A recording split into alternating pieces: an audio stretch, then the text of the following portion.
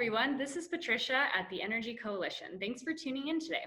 I'm really excited to introduce you to the next installment of My Energy Future webinar series, where STEM professionals, that's science, technology, engineering, and math, tell you a little bit about what they do and how they got there. Today, Marina Ahn will be sharing her story with you. Thanks for joining us, Marina. Thank you for having me. Awesome. So, can you tell me a little bit about what you do? What's your job title and what do you do? Yeah, so I work as a research scientist at a pharmaceutical company called Inhibrx. And what I do is working on creating a medicine to help cure cancer. Interesting. So, how do you think your job helps people? I hope that my job helps people by giving sick people an opportunity to live a healthy, happy life. That's great. So tell me a little bit about your background. Like how did you get here? Well, I was born in South Korea, and when I was 9 and a half, my parents and I moved to California. And from there, I went to elementary school, middle school, high school in Orange County. And then I came to San Diego to go to college. So I went to UCSD for my undergrad. I studied biochemistry. And then that led me to join a lab that I ended up doing my master's program in. And I studied bacteria that could hurt people and trying to understand the relationship between harmful bacteria and humans.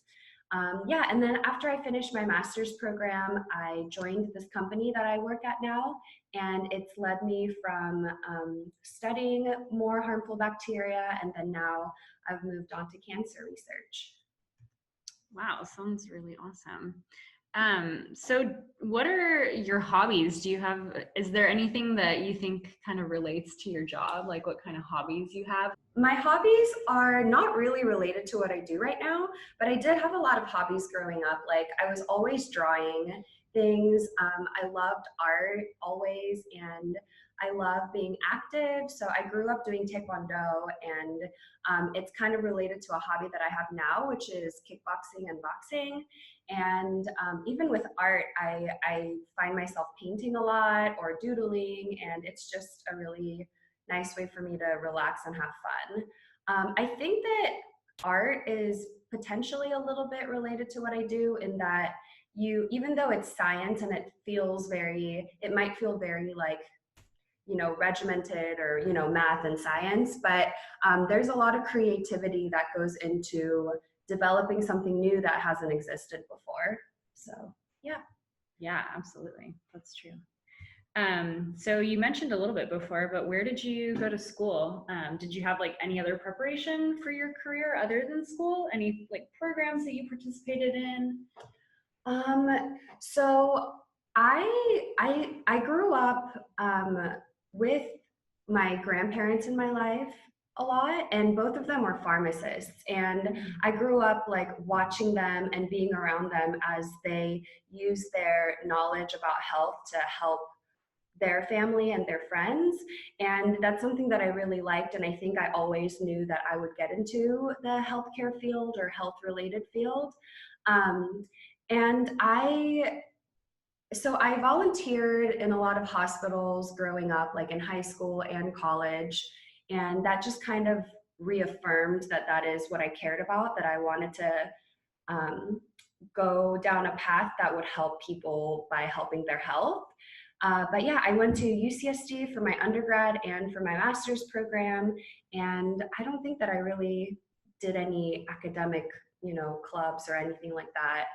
I kind of did a lot of things that interested me. What challenges have you had to overcome to get where you are professionally? Did you learn something for them, or did you develop a skill that came from this kind of challenges? I think that for me, like life is filled with challenges, and a lot of them can come from like the outside world. But I think my personal like biggest challenge has been becoming my own cheerleader.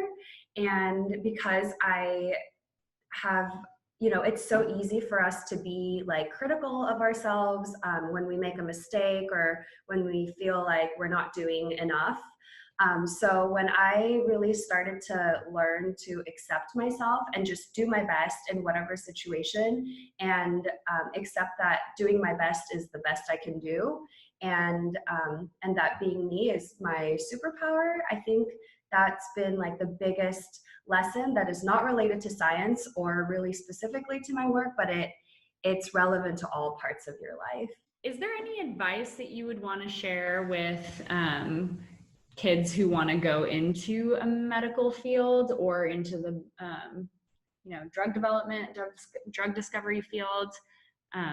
Anything that you can think of?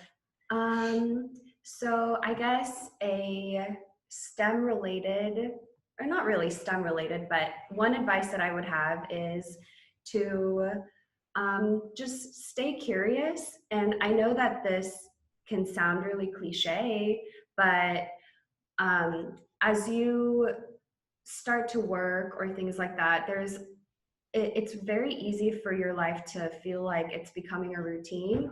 And I think that if you can continue to stay curious about the science, or just even like when you're learning things now, like just staying curious and asking questions, like the things you're learning, they might feel like facts and they might feel like that's the only thing that you need to know, but it's actually not in a box like that. You can always go outside of the box that you might feel like you're in from education or whatever, and yeah, just keep going on an adventure. adventure. And also, I think a personal advice that I have is to every day, maybe like find a friend or family, like your parents or someone, and share 3 things that you're grateful for that day. I think that's just a really nice way to stay grateful. And one thing I've learned is that you can't be grateful and angry at the same time.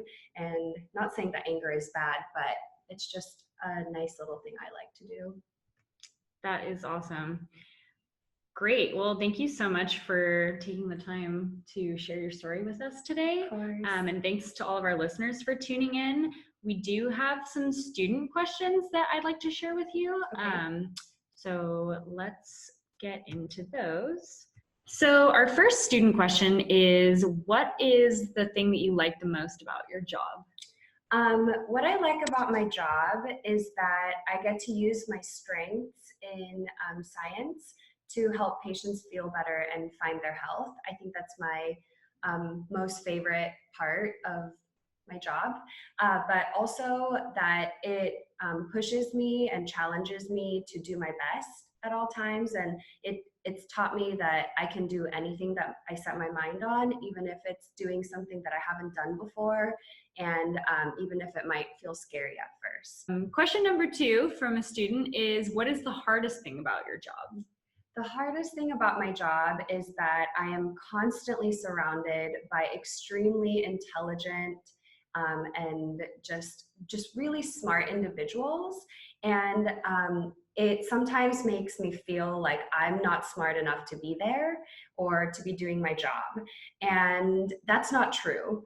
So it's because, like, if you are in a room and you feel like you don't belong there because you feel less than the people in the room, just remember that you are in the room, and that's evidence that you belong to be there, that you belong there.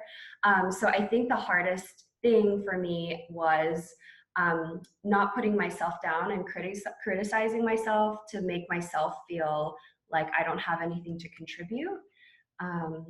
Yeah. Yeah, that's a great tip for sure. So thank you again, everyone, for tuning in. We'll have lots more great speakers who will be coming to share with you, and hope you'll tune in next time.